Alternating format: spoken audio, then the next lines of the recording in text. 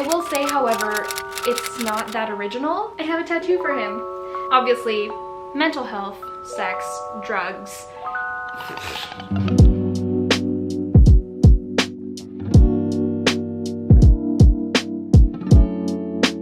Hello, my little raindrops. Welcome back or welcome home. My name is Desiree and it is so nice to have you here. Bowie is probably going to be interrupting us throughout the video today, but that's fine. If you couldn't tell by the stack of books I was resting my arm on, we are going to be talking about the books I read in June. I read 8 books in June. It's pretty good considering how busy June was for me. Anyways, we're just gonna get right into it. The very first book that I read in June was One Dark Window by Rachel Gillig. I read this with one of the book clubs I'm in on Fable. It's the Sisterhood book club that is moderated by Chris and Maddie. I absolutely love them. They have the best book recommendations. I've been following them on TikTok for a while now. I got to work very closely with them through my job at Fable. I've been kind of like their person of contact for anything Fable related, which it's so great to be able to work with all of these amazing booktalkers and bookstagrammers and booktubers, and many of them are my mutuals, so it's so fun. And so they had chosen to read One Dark Window in June, and I'd had this book for a while because I came across some fan art for it, and I was just so interested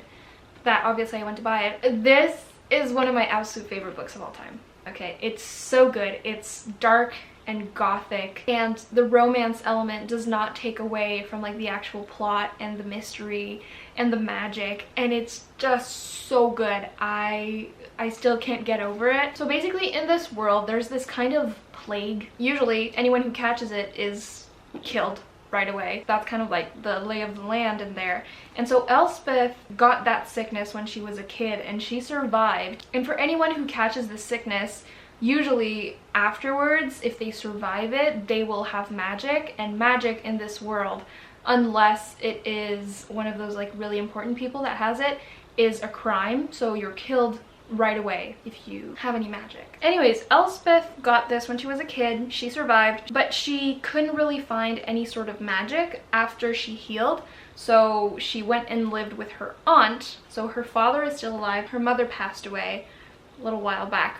So she leaves her father's place, lives with her aunt and her cousin. Soon after she healed from this sickness, something happened that she now has a monster in her head that she calls the Nightmare. And so throughout this entire story, we see how Elspeth and this nightmare in her head are quickly becoming one. And so the goal of most of this story is for her to find a way to separate Nightmare from herself, basically to get this creature out of her head, because it is slowly swallowing her whole. And through this she meets the king's nephew, the captain of the most dangerous men in Blunder, and he's also guilty of high treason. There's so much intrigue. The romance is so good. It's kind of like, at first it's slightly like, I would say, dislike to lovers. It's not an enemies to lovers, at least not like a true serious enemies to lovers.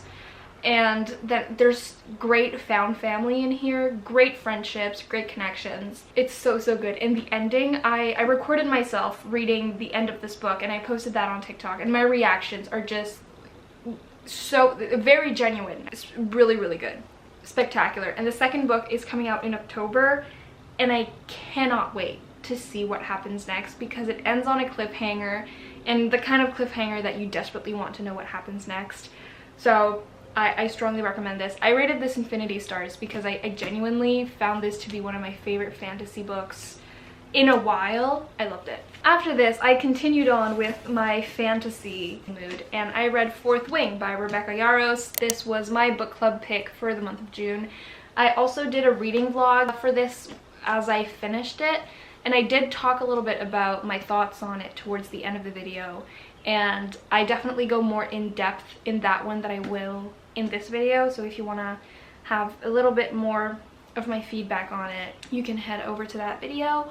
But I rated this 5 stars. I will say, however, it's not that original, and I don't mean that in a way to criticize the author, because I did really enjoy this because it combined so many of my favorite worlds into one. But that's what I mean by it wasn't all that original, because it combines so many works that have already been done and loved into one. So this is kind of like if the Hunger Games, Divergent, Aragon, Game of Thrones, you know, like all those really classic dystopian fantasy stories were kind of combined into one, and you add in more of that like contemporary rom-com romantic tension into it, and I ate it up. I know I've seen some people that just didn't like it, and I can understand their points, and I do think I would have shared a very similar opinion to them had I read this book in like a different mindset.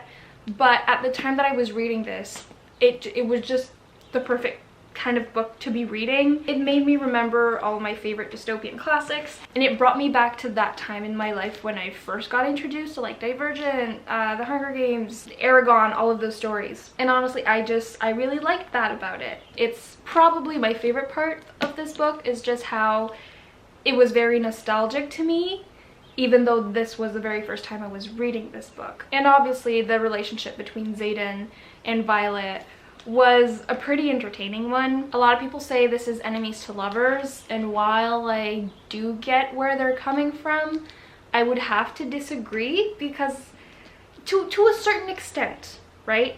Because there is a little bit of bullying between these two, but like nothing drastic, right? It's just like when they start off, they are from enemy families, right? Like they're supposed to hate each other, but Xaden obviously has a thing for her from the beginning. If you look into it enough, you will realize he has a thing for her, and she also finds him desperately attractive, even though she needs to hate him.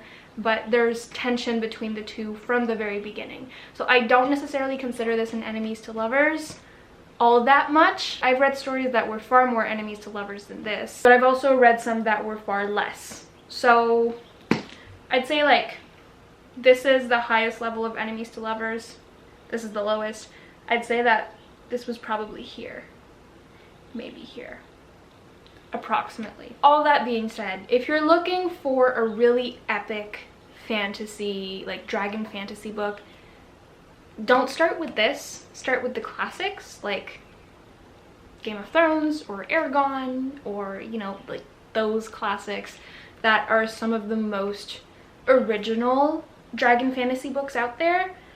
But if you're looking to read a story with dragons that has a plot but also has a very strong focus on like sexual tension and chemistry between two characters, this is another good option. And yes, this made me feel a bunch of emotions, and everything that I've said about this book does not stop the fact that I did really enjoy it. But I just wanted to kind of unpack my thoughts on this book specifically, especially because it's been so famous on social media. But I did really enjoy it. After that, I wanted to read something that was outside of the fantasy genre, so I read The Perks of Being a Wallflower. See, I watched this movie back when I was probably like a freshman in high school, I think. So back when I was like 14 or maybe even a little younger.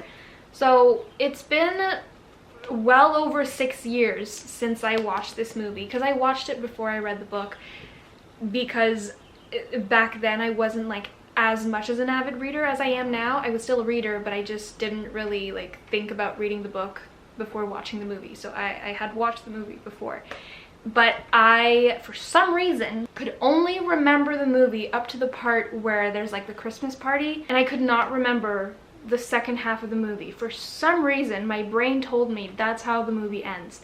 It obviously doesn't. And so I was shocked when I kept reading this, because I wasn't expecting what is discussed after that point on in the story. Please check the trigger warnings, because this is very deep. Even though it is like a young adult story, it is a story about a young adult who struggles a lot and who has some significant trauma to address from his childhood. I loved this book so much, because the first part is like a kind of, for me at least, when I started reading it, the first part is kind of like a feel-good YA contemporary book, just because you see Charlie finding his people, and then as time advances and you see the truth starting to surface, and you see Charlie just dealing with so many hardships, and just kind of, he's starting to face those very hard facts that his brain had kind of locked away in his memory. and now it's finally being unlocked and he's just remembering all of this trauma that he went through as a kid, then stuff just obviously it gets so much deeper and so much more intense, and just gosh, it was spectacular. I really enjoyed it, and I do really like how this entire book is written as a diary. These are entries from Charlie into like his diary, like August 25th, 1991, dear friend, right?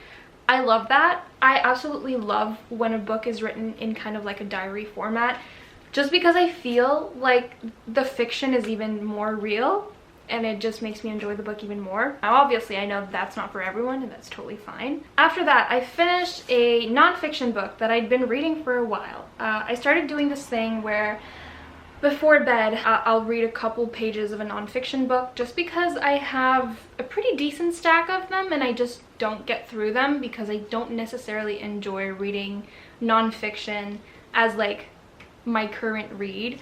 I much prefer to just sit down before bed and just read a couple pages, and that's that, and that's the only time I kind of touch a nonfiction book. So I started off with A Walk in the Wood, Meditations on Mindfulness with a Bear Named Pooh, because I've had this for a while. Why did I buy it? Winnie the Pooh plays a very big part in my childhood. I have a tattoo for him. It's mostly a thing between me and my dad, because we would watch Winnie the Pooh often together when I was a kid. But I also do really like the message that is behind the entire story. And so in this book, it just kind of talks about practicing mindfulness from like the moment you wake up to the moment you go to sleep. So obviously a lot of the stuff that's talked about in this book is stuff that I try to do on a regular basis, like just wake up in the morning and just be aware and mindful and pay attention to the things around you, instead of waking up right away, going on my phone, checking my emails, checking my comments on social media, doing all of that. Instead of doing that, the second I wake up, I take the time to like open my eyes, look outside, see the trees, see what kind of weather there is, look at my surroundings. If my boyfriend is there with me, then I tell him good morning. Or if my cat is with me, I'll pet him a little bit. Or just feel the sheets covering my body or the pillow beneath my head. Or just really pay attention to all of those elements instead of immediately rushing into, okay, I have to do this, this, this, this, this, let's go, let's go, let's go. Stop wasting time. And I used to be that mindful back when I was in high school, and adult life kind of took that away from me because I stopped taking the time to practice all of those things. And so this book was kind of just like a reminder to do what I used to do as a younger me. So I rated this 4.5 stars. It's nothing necessarily like life-changing. It's easy to read. It's very like, you know, it's very much Winnie the Pooh. Very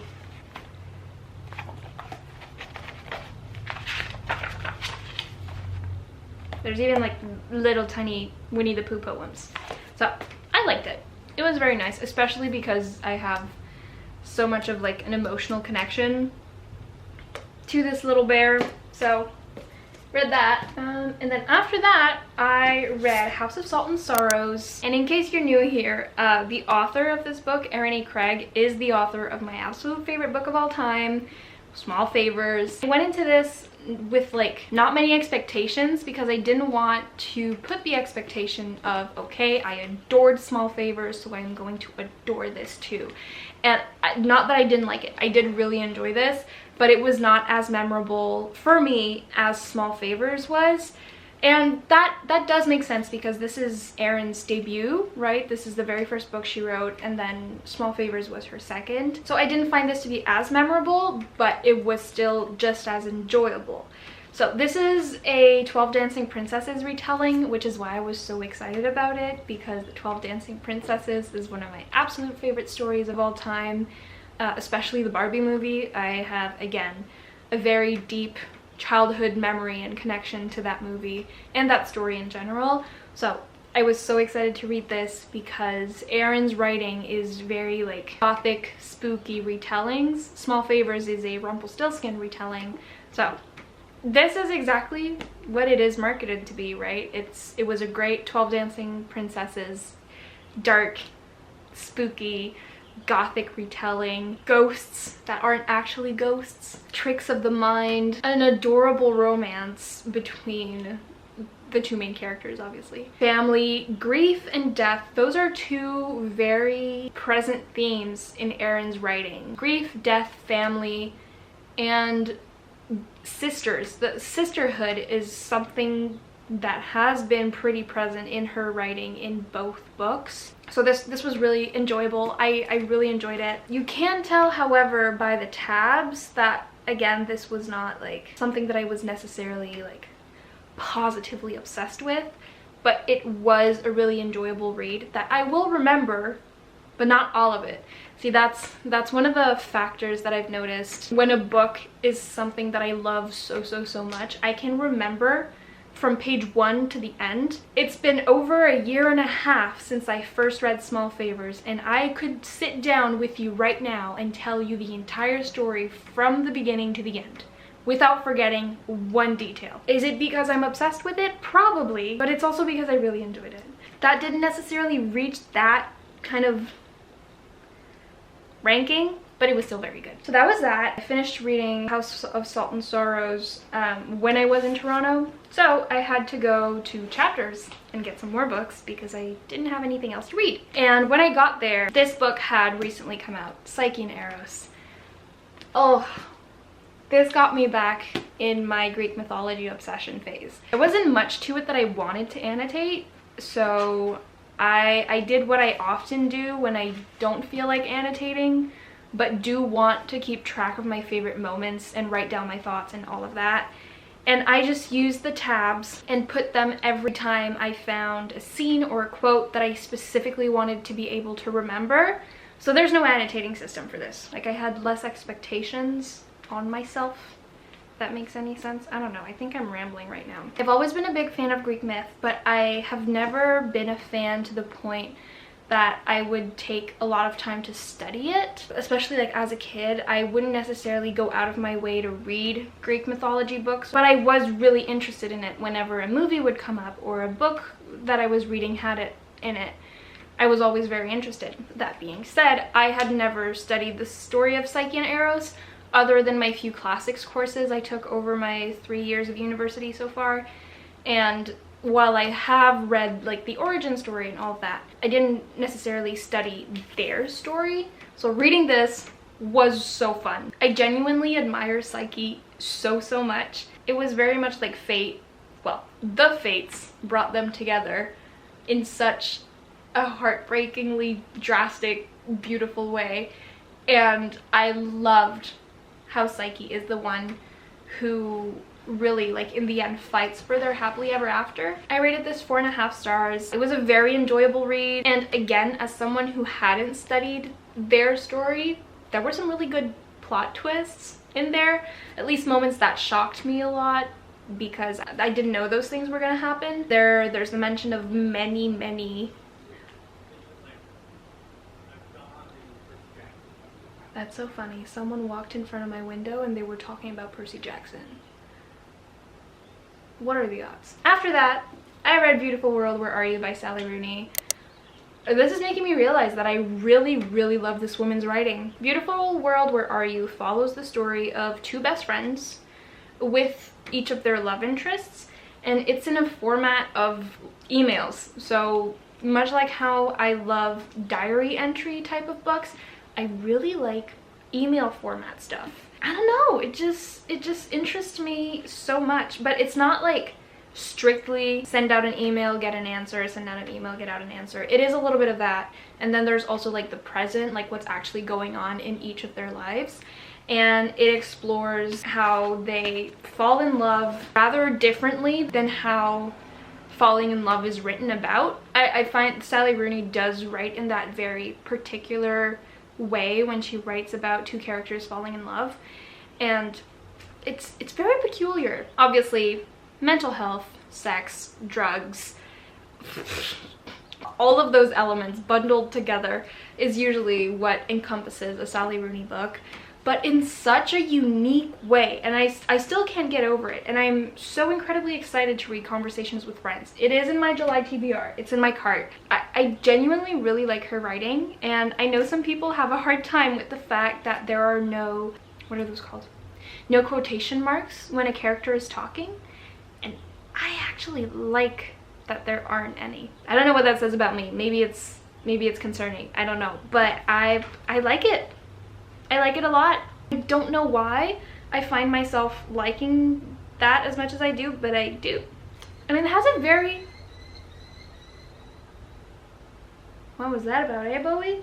It does end in a somewhat like happy ending, but again, it's a very Sally Rooney peculiar happy ending. But I really liked it. 4.5 stars. If I'm not mistaken, that's the rating I'd given to Normal People too. And it's just, Normal People, see, I gave it 4 or 4.5 stars, yet it is still a book that I can't stop thinking about to this day, and I read it a couple months ago. And so I know because of that this is one of my favorite books. And I have a feeling this is also going to be one of them, because I can't stop thinking about their story and what these characters went through. It's not necessarily that it's life-changing. It's just that it consumed my head so much that I literally can't stop thinking about it months and months later. I don't know if any of what I just said made any sense, but we're gonna say it did. And then the last book I read was The Only Girl in Town by Ali Condi, and this was an ARC that was sent to me by Penguin Random House. I was pleasantly surprised by this. First off, this comes out in August. No, sorry, this comes out in September, not August. Jeez.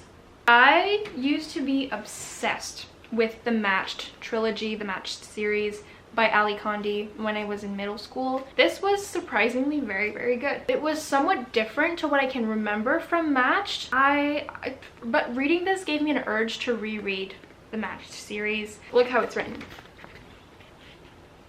I can't show you too much of it because this isn't out yet. But like at the beginning, the chapters are 1 to 2 pages long. But basically, this story follows July Fielding when one day every single person in her town disappears, and so she is the only girl in town. It starts off, I'll actually get to the beginning.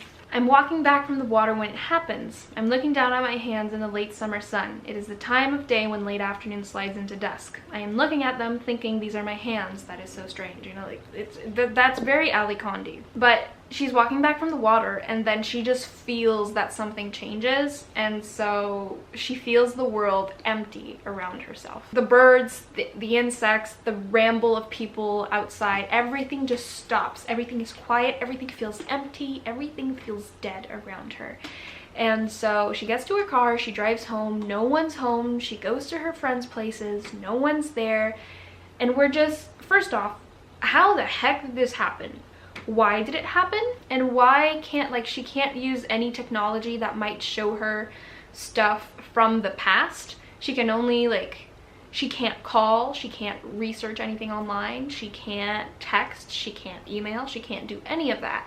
And when she tries to drive past the border of her town, her car literally drives into the, like, how would you say that in English? In French we would say, like, les roues spinent dans le vide. Like the wheels keep spinning, but she doesn't actually advance. Like there's a wall blocking her car, and when she tries to walk, she walks in place. She's not going anywhere, so she can't actually leave the town. So why is that happening? Why is she the only one there? And then her cat randomly appears, and so she goes through all of these kinds of events trying to find what's going on, because there are hints that are being left out to her in ways that only she can understand what these mean. And she goes through all of this with her cat, which is, I found that really, really interesting. And we get some flashbacks from the past. We get flashbacks from her therapy sessions with her therapist that happened after the event.